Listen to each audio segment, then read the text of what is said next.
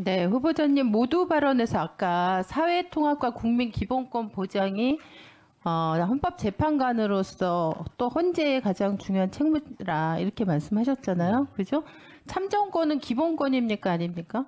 예, 당연히 기본권. 기본권이죠. 예, 기본권입니다. 근데 이런 아주 기본적인 그 정치적 기본권을 누리고 있지 못한 완전 박탈당하고 있는 사람들이 우리나라에 몇 명인지 아십니까? 잘 모르고 있습니다. 117만 명입니다. 예. 예, 공무원과 교원이 거기에 해당이 됩니다. SNS에 게시글에 좋아요, 글을 쓰는 것도 아니고 좋아요 누르는 것, 그다음에 그 시국선언이나 뭐 집회에 참석했다는 거, 정치적 글을 썼다는 거, 뭐 이런 걸로 징계를 받거나 심지어는 해고까지 되는 게 우리 현실입니다. 심지어는 어떤 일까지 있냐면 지금 16세부터 정당 가입 가능한 거 아시죠? 예. 그죠? 예. 그러니까 16세면 고등학생입니다.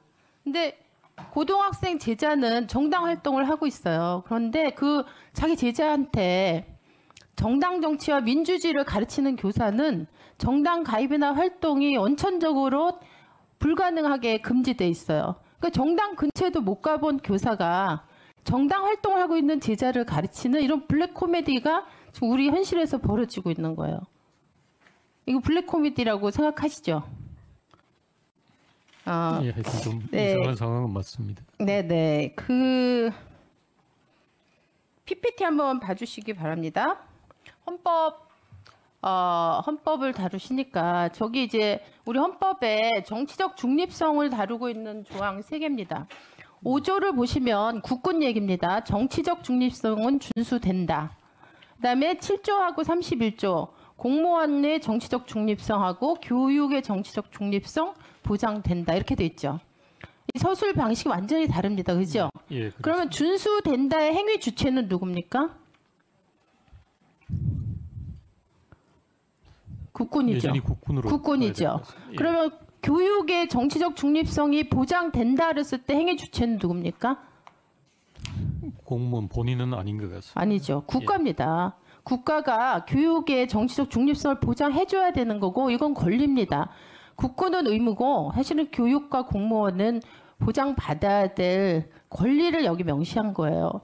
그런데 이런 헌법적인 조항을 근거로 해서 거꾸로 그 하위법들 국가공무원법, 그다음 정당법, 정치자금법, 공선법 이런 것들이 완전히 그 정치적 중립성의 의무 규정을 이걸 완전히 바꿔서 180도 바꿔서 교육을 종사하는 교원과 공무원은 일체의 정치적 자유를 누릴 수 없게 정치적 금치산자로 만들어놨어요. 그러면 이게 과연 헌법 정신이 제대로 구현되고 있는 것인가? 네, 질문을 던질 수밖에 없습니다. PPT 그 두 번째 PPT 한번 보세요.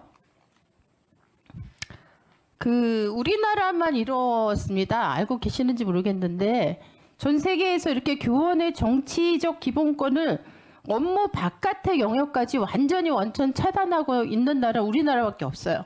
OECD에 딱 한 나라입니다. 전 세계에서도 아마 거의 없을 거예요. 미국 정당 가입됩니다. 보세요. 그 다음에 미국 같은 경우는요, 대선 때 교원단체가 공개적으로 대통령 특정 후보에게 700억 원 정치 후원금 냈다. 이런 게 기사화되고 있어요. 영국 정치활동 가능합니다.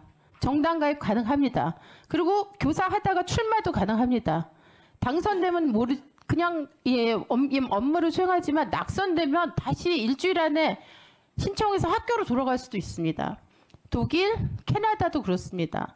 일본 그렇습니다.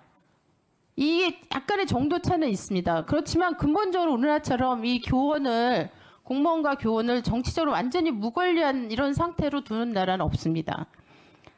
그런데 제가 그 후보자님께서 2020년 4월 23일 날 부분 국가공무원법 위원 그 헌소가 제기돼가지고 거기에 판결의 소수 의견을 내셨더라고요.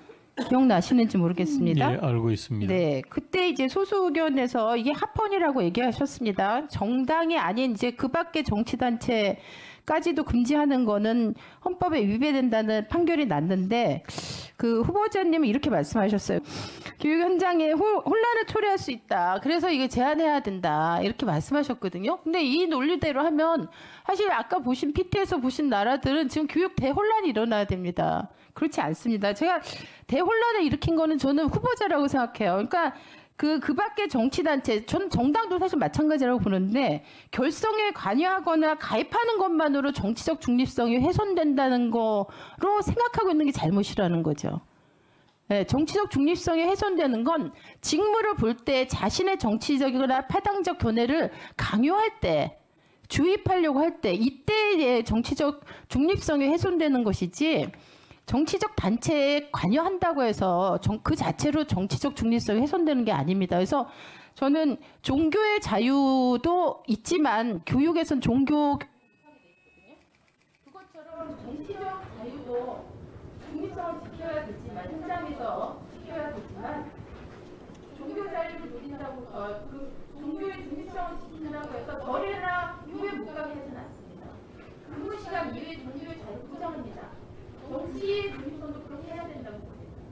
국가는 정치 중립성을 보장해주고 그다음 당사자인 공무원과 공무원은 직무 시간에는 정치적 중립성을 지키되 근무 시간 외에는 마음과 다른 시민이 이르는 권리를 누리게 해줘야 되는 게 우리 헌법 정신에 좀 같다고 봅니다.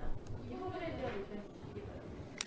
예, 충분히 또 지금 존경하는 강민정 의원님 지적하시는 그런 의견도 있을 수 있다고 저도 생각합니다. 다만 그 합헌론과 위헌론의 차이점은 그런 교육 현장에서 어떤 이런 교원이 정당에 가입한다거나 정치단체에 가입해서 활동을 할 때 어떤 부작용이 있을까 하는 현실을 우려하는 쪽이 합헌론 쪽이라면 또 긍정적인 측면들이 있기 때문에 의원님 지적하신 것처럼 기본적으로 헌법상 권리는 기본권은 보장돼야 된다는 그런 측면에서 위헌이라고 하는 것이기 때문에 보는 관점의 차이다. 저는 그렇게 생각하고 있습니다.